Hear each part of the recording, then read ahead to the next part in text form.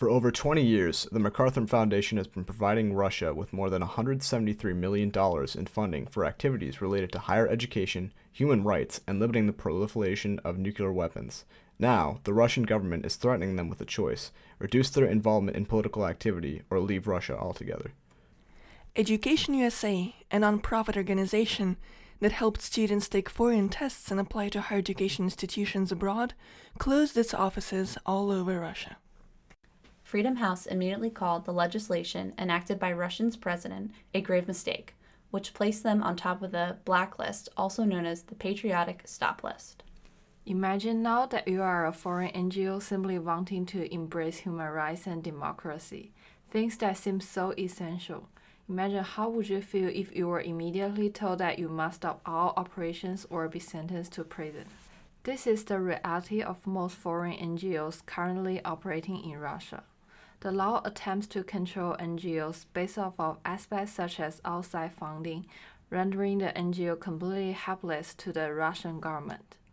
The Russian government also has the ability to shut them down if they deem appropriate or implement fines to the organization or its members. The fear of becoming a victim to the Russian government has caused many foreign NGOs to voluntarily shut down. The Russian government's involvement significantly limits the development of NGOs, making the non-state world outcome from the NIC 2030 report less likely while increasing the chance for a stop engine outcome. On July 13, 2012, the Russian Foreign Agent Law was introduced. The law states that any NGO that participates in political activity or receives foreign donations must register with the Russian government as foreign agents, which is another way of saying that they are essentially registering as spies. After registering, NGOs must be audited, which can be a lengthy process. At any point during this time, the Russian government can suspend the NGO for up to 6 months and can intervene and disrupt the NGO's internal affairs. After being audited, NGOs are allowed to operate somewhat normally, with a few exceptions. The biggest exception has to do with an NGO's primary source of income, which is donations. Any donation above 200,000 rubles, which is about $5,000, can be rejected by the Russian government. As NGOs operate mostly off of donations alone, this significantly limits the operating capabilities of the NGO. In May of 2015, President Putin introduced a follow-up bill called the Undesirables Organizations Bill. This bill allowed for Russian prosecutors to declare NGOs as undesirable, which is defined as any organization posing a threat to Russia's defense capabilities, security, public order, or public health. Any of these undesirable NGOs can be shut down and forced to cease operations in Russia. Organizations that do not disband after being given notice can receive up to 6 years in jail or huge fines. These laws and bills are specific attempts by the Russian government to intervene in any attempts to improve human rights in Russia. As stated, the Russian government passed these laws under the guise of protection. However, the trend seems to be that the Russian government is interfering with domestic and foreign NGOs that advocate for the improvement of human rights. The majority of NGOs operating in Russia are not in favor of this new law.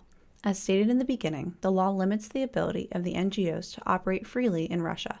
In addition, the law does not provide consistency for the NGOs, ultimately making it harder for the companies to work with the Russian government. For instance, the NGOs are constructed in the way that they can function. If a company receives a donation, the donation can be denied or monitored. Overall, the regulations and sanctions associated with this new law make it incredibly difficult to operate and also deter most companies from continuing operations out of pure fear. We had the chance to interview one of our group members who is from Russia and get insider perspective on the Russian response to the law. Hi, Nastia. Hi, Angela. Has this law impacted you personally in any way? Yeah, it actually has. I was in Russia physically when the law was introduced, but I didn't start directly feeling its effect until sometime later when I've heard from one of my friends that the company that actually helped me to find Dickinson was, shut down. Yeah. It wasn't working anymore. So what is the attitudes toward US in Russia like? I'd say it's more negative. A lot of Russian people feel like United States have been over-involved in the lives of other countries, especially Russia and our neighbors. For example, people believe that the crisis in Ukraine was the result of American influence of Ukrainian government. So you mean that the law we are talking about is a response to the reaction of the West? I think, even though the government doesn't state it openly, I think that's exactly what it is. Because they try to exclude every company that could potentially undermine security in Russia. But when do you think that the banned organization focused on human rights? I think they were, but still, the government tells Russian people that those companies, even though they were focused on human rights, try to spread propaganda and foreign news on Russian territory. Would you say that the population is in agreement with the law? Unfortunately, I think it is, because all that the people hear about this issue is from the censored media, and that's usually very negative. Sorry, we have to stop here. This is the all time we have for the interview. Still, thank you for sharing the perspective. Thank you, Nastia. Yeah, I was glad to help a more global perspective on this area, on this issue. Thanks, Angela. System analysis of the impact of Russia's 2012 foreign agent law on foreign NGOs operating in Russia, based off the work of Danilo Meadows regarding system analysis. The main stock in the system is the amount of foreign NGOs in Russia. As seen here, the flow of wealthy individuals from foreign countries positively influences the primary stock with the influx of money and capital. To the right of the primary stock, you can see that there is an external disturbance, Russia's 2012 foreign agent law. That stock, Russia's foreign agent law, controls a negative reinforcing feedback loop between the primary stock and its product flow, societal change, which is non-ideal. Russia's foreign agent law diminishes the ability of the foreign NGOs to operate in Russia and therefore hinders the NGOs' ability to promote societal change, thus giving the Russian government more control over society. If foreign NGOs do not have the ability to positively flow into societal change, the other stocks, such as human rights, education, LGBT movements, and democracy, will not operate at their highest potential since they rely on the efforts brought forth by those foreign NGOs. Ultimately, then hindering individual empowerment, which is the ultimate goal of foreign NGOs that operate in Russia.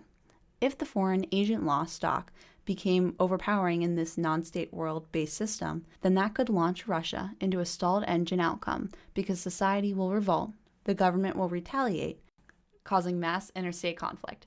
Other outside factors are the possible involvement of foreign governments that could help the primary stock combat the negative reinforcing feedback loop of the foreign agent law stock. But U.S. disengagement, a black swan, could also happen, which would be vastly detrimental, but not likely, because most of the targeted foreign NGOs are American-based. Lastly, two markets, the market for loanable funds and the market of goods and services, from the Russian viewpoint, are greatly affected. The market for loanable funds will experience a rightward shift in supply due to the fear that there would be little to no return on investment or that a donation would be useless.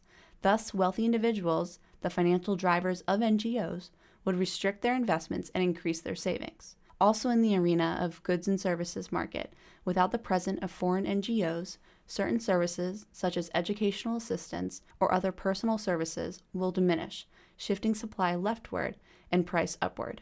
Both movements within the respective markets would negatively affect Russians' economic and social standings.